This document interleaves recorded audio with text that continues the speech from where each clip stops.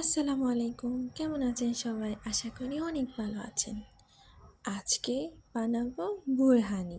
বিরিয়ানির সাথে বোরহানি হলে আর কিছুই লাগে না।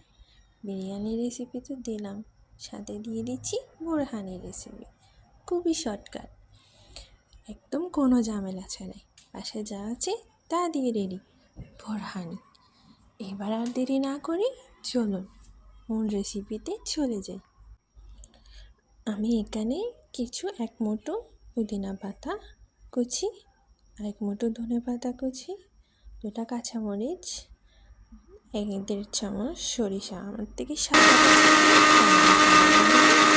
ভালোভাবে ব্লেন্ড করে নিচ্ছি। ব্লেন্ড করে এগুলো ভালোভাবে ছেঁকে নিব। ছেঁকে এগুলো আলাদা করে এখন রেখে দিব। কিছুটা দিয়ে এখানে দিয়ে দিচ্ছি পরিমাণ মতো দই।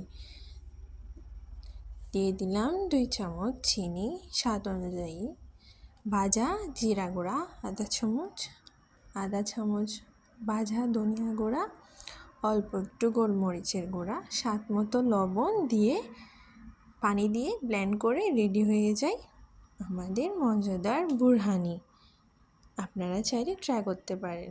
আর আমাকে ফলো, লাইক, কমেন্ট করতে ভুলবেন না। আল্লাহ।